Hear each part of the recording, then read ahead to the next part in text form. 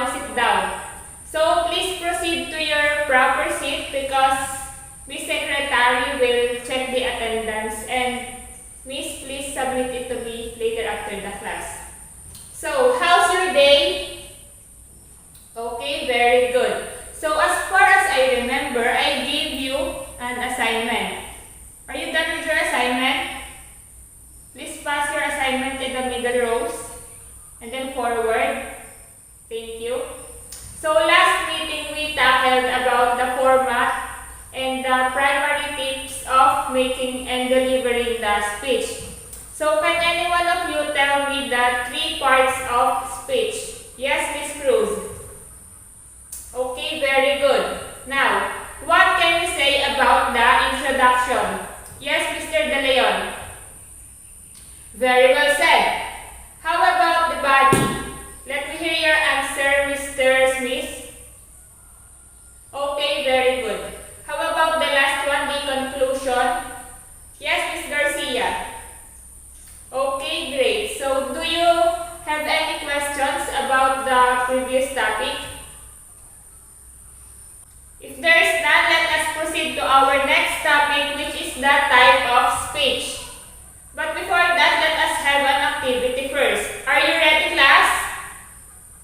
Now, I want you to all sit down properly and focus on the pictures that I will flash on the screen because we will be playing the game called Rebus Puzzle. So, you will make or compose a word or phrase based on the pictures that will flash on the screen. So, is that clear? Okay, let us now start. So, thank you so much. Did you enjoy the game? That's good. So, what have you noticed on our activity? Okay, the activity that we did earlier is related to our topic for today. Again, what is our topic for today? Very good. So, before we begin our discussion, let me introduce to you first the objectives of today's lesson. Everyone kindly read the following objectives. At the end of the lesson, the students are able to... Thank you very much. So before discussing the types of speech, we need to know first what a speech is. So any one of you have an idea about a speech? Yes, Mr. Reyes. Okay, thank you. A speech refers to an informal or formal talk given to an audience. Giving a speech allows you to address a group of people to express your thoughts and oftentimes your opinion.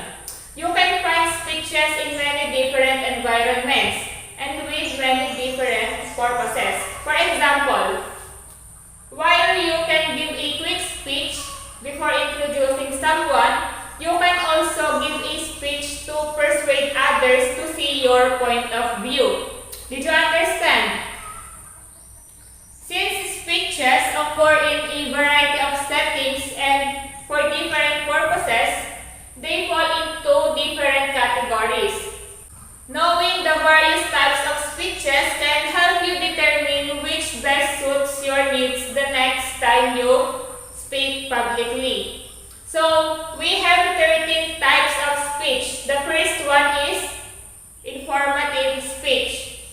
So, informative speeches aim to educate audience on a particular topic or message. Unlike demonstrative speech, they don't usually use visual aids. So, they do, however, use facts, data, and statistics to help the audiences to grasp the concept. So, these facts and statistics help back any claims or assertions you make. So, an example of informative speech, a zoo guide gives an informative speech to a group of people, educating them on a zoo animal using various statistical facts or historical information. So, informative speeches can also cover social or economic topics, although they are not designed to get the audience to believe a certain viewpoint or opinion, they inform the audience with all the relevant details surrounding a particular topic. So, reports, lectures, training, seminars, and demonstrations are all examples of informative speaking. So, that means you are more likely to give a listen to informative speeches in a variety of contexts. So, other examples of informative speech are college professor lecturing on a specific topic during a class, guest speaker presenting information to a group of students about how to apply for college, company president presenting information about last quarter's sale to a group of board members, pastor teaching a class about the meaning behind Holy Communion in the Christian Church. And the last one is doctor talking to a group of people about ways to avoid heart disease. So the second one is entertaining speech. So it aims to amuse a crowd of people, often less formal and shorter than traditional speeches. So entertaining speeches communicate emotions rather than giving facts to the audience and giving facts and figures to the audience. So rather, they often include humor or funny stories. So you can often find entertaining speeches at a birthday party or a wedding. So some examples of entertaining speeches include a best man's speech to a wedding or a principal's speech before a school talent show. So there is no actual formula for what makes a speech fun to listen to. But there are some guidelines that can help you make an entertaining speech. So the first one is stay on topic.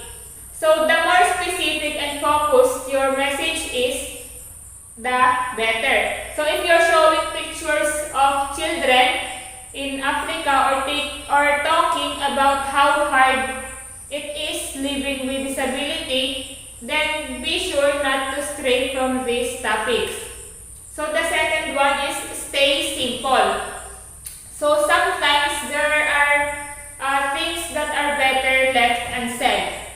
So get to the point and say what you need to say without any filler content. And the third one is be brief. If your speech is more than about 5 minutes, then it has too much filler content. Keep it short, concise, and funny. So the third one is demonstrative speech. So in some cases, demonstration speeches are also known as how-to. These are the speeches that serves to educate an audience about a topic or idea they don't have knowledge of. So they often include visual aids to help better demonstrate or describe something in greater detail. While you can easily confuse a demonstrative speech with an informative speech, a demonstrative speech actually demonstrates how to do things or something. So for example, a tech company can give a speech demonstrating their new devices. While they're informing the public about their new products, they're demonstrating how they work, thus making it a demonstrative speech. Do you still understand? So the fourth one is persuasive speech. It helps convince an audience that the speaker has the right opinion on a particular topic. Persuasive speeches can cover any topic from entertainment to more serious like the politics. So typically, speakers use concrete evidence to better persuade their listeners and gain their support. So when you include evidence, it helps you make your stance more believable and may even be enough to change a listener's mind about the particular topic you are speaking on. So with enough facts to back up your opinion, you have a greater chance of receiving the audience support. For example, is a lawyer giving a speech to a jury about their particular client.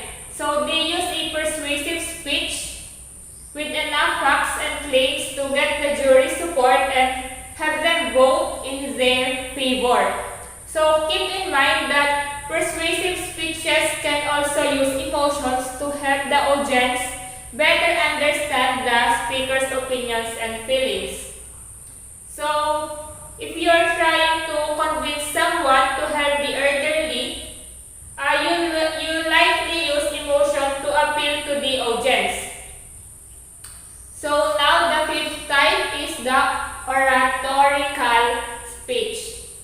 So it refers to the act of giving, speech giving. An oratorical speech refers to a specific type of speech. So they are typically more formal than other types of speeches.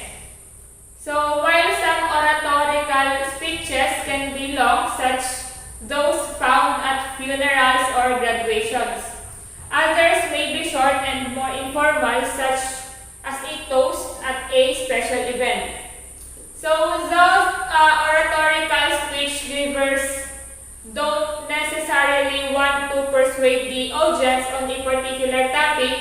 They can still cover certain issues and express their opinion. So for example is Ellen DeGeneres' commencement speech at Tulane University. So the sixth one is debate speech. So it refers to a type of speech that often follows a certain set of rules and takes place during a debate event.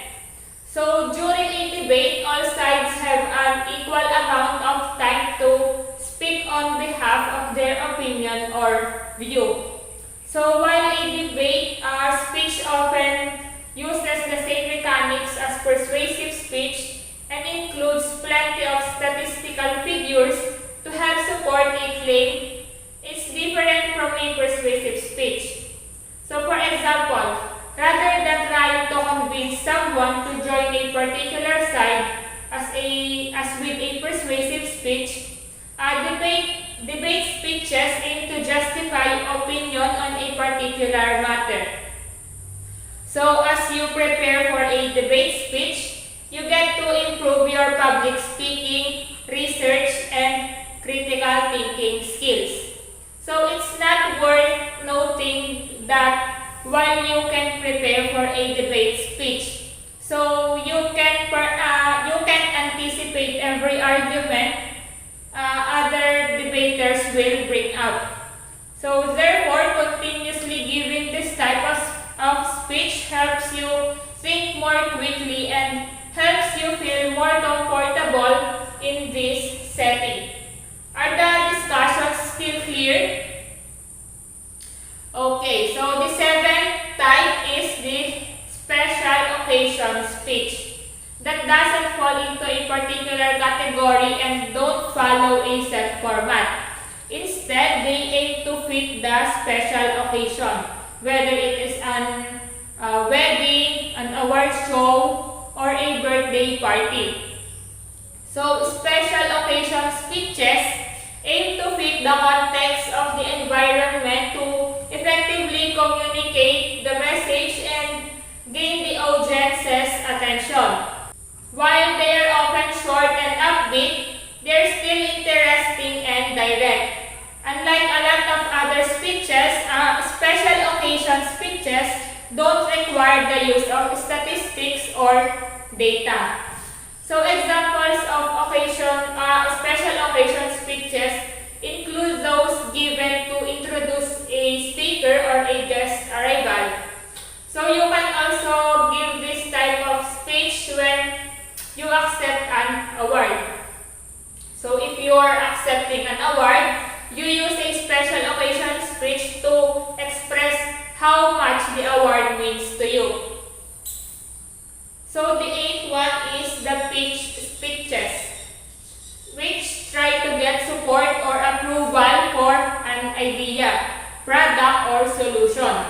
So pitch in speech, the relative highness or lowness of a tone as perceived by the ear, which depends on the number of vibrations per second produced by the vocal cords. So pitch is the main acoustic correlate of tone and intonation. So for example, if you are a salesperson, you may try to sell a customer a new product.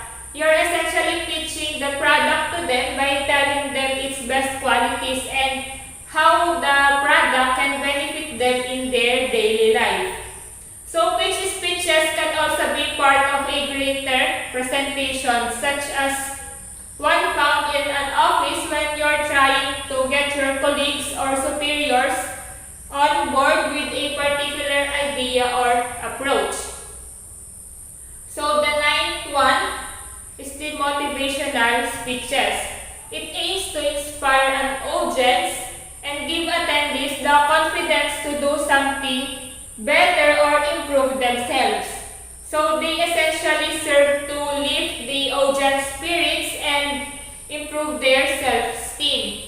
So motivational speeches help move a person or audience toward achieving a particular goal, while employers or managers give this type of speech to to motivate their employees to perform better in the workplace.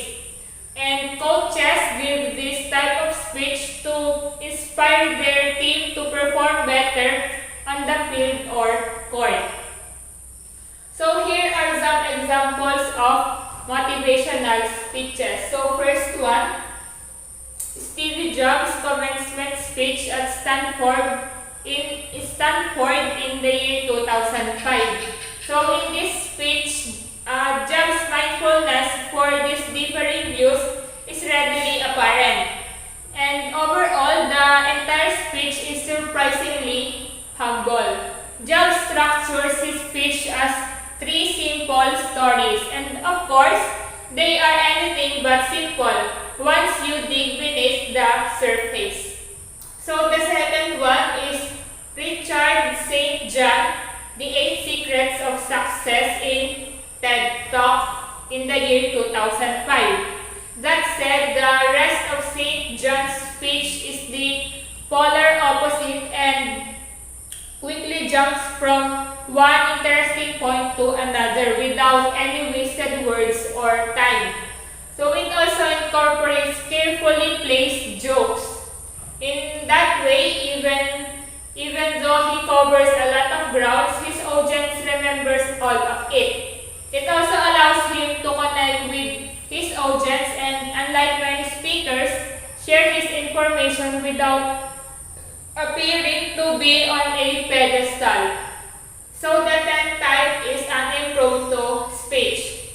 So it refers to a speech you deliver without any prior preparation or rehearsal time. So typically, someone spontaneously calls on you to give you an impromptu speech at an event or another occasion. So because of the nature of an impromptu speech, giving one can often feel intimidating and cause a great deal of stress since you had no time to prepare. However, with some guidance and experience, you're better able to deliver an impromptu speech with the audience. So the interviews of politicians, the U.S. presidential debate, or even the panel discussion of TV channels are all examples of impromptu speech. So interestingly, personal interviews also need thinking at the spur of the moment. Yet we generally don't place it under the realm of impromptu speech. Do you still understand? Okay, so the 11th type is the farewell speech. So it refers to a speech where you say your goodbyes to a group of people. So for example is, you can give a farewell speech to your colleagues when you leave your job. or give a farewell speech to your loved ones if you're moving far away or traveling abroad. So since farewell speeches often have a sad tone, they often generate strong emotions in both the speaker and the audience. So the 12th one is the explanatory speech, which describes a situation or particular things. So while they're similar to demonstrative speeches, explanatory speeches provide a breakdown on how to do something while providing the audience with a detailed step-by-step process. So they also don't use a visual aid to help the audience better understand what you are saying. So when a food talk show host shows their audience how they make a particular dish, for example, they use an explanatory speech to describe each step of the process. So explanatory speeches explain, describe, and inform the audience about a given topic. So typically they focus on how and why rather than just telling them about a subject. So this leaves the audience with a deeper understanding of the subject matter rather than just a summary. So the number and scope of explanatory topics vary, but these areas can help the speakers get started in the right direction. So the last type is the funeral or eulogy speeches. So it aims to honor a recently passed individual in front of an audience attending the funeral service. So typically they are given by a minister or by someone close to the deceased. This speaker tries to find the right words to not only honor the individual with a heartfelt speeches but also praise them for what they achieved when they were alive. Is everything clear? Okay. Can someone enumerate all the 13 types of speech? Yes, Miss Valencia. Okay. So what is the first one again? Yes, Miss Aranda. The second one? Yes, Miss Bautista. The third one, please, Mr. Del Rosario. The fourth type, Miss Gonzalez. The fifth one, Mr. Ramos. Okay, so the sixth one, let me hear your answer, Miss Ablog. The seventh one, Mr. Abuan. The eighth one, yes, Mr. Morales. The ninth one, yes, Miss Aquino. The 10th type, Mr. Soledad. The 11th type, Miss Cagete. The 12th one, Mr. Consigo. And the last type, Miss Castillo. Okay, very good everyone. Looks like everything is very clear to you. Since we still have a lot of time for our period this morning, I will call you randomly to proceed here in front and loudly read the speech I have provided. And of course, you must apply what you have learned from our discussion. So if you have chosen a persuasive speech, you have to sound like you are really persuading someone to believe you. So if you chose a motivational speech, you have to sound positively in order to motivate your listeners. So do you all understand? Let us begin. Mr. Marasigan, please come here in front. Kindly read the speech, of course with appropriate tone and voice level. Okay, very good.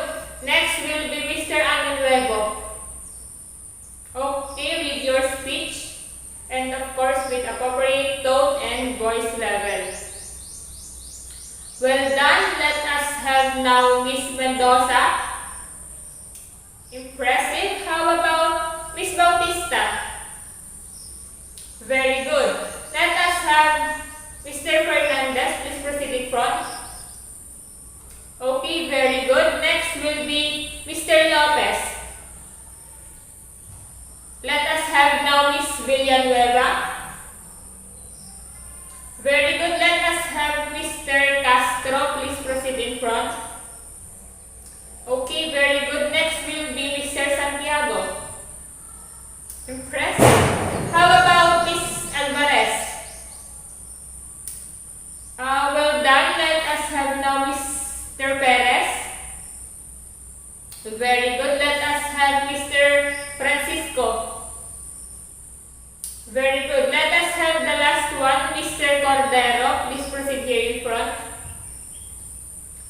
Okay, thank you and very good everyone. Your deliveries of speech were all amazing. Give yourselves a round of applause. Okay, so to scrutinize the knowledge you have gained from our discussion, I will give you 10 minutes to compose a short speech. You can choose any type on any topic. Write it in a short bond paper with your title at the center and your name under it. Is everything clear? Are you done writing? Please pass it forward.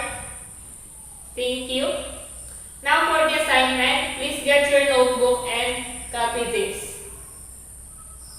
So among the 13 types of speech, choose one and write it in a short bond paper with the topic education.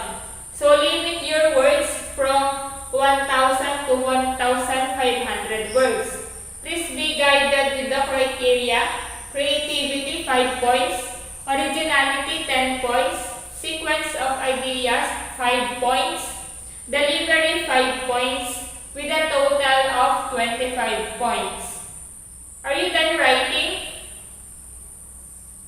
Is everything clear? That's great. Now, keep your notebooks and please stand. Let's call it a day. Goodbye, class. I'll see you next meeting.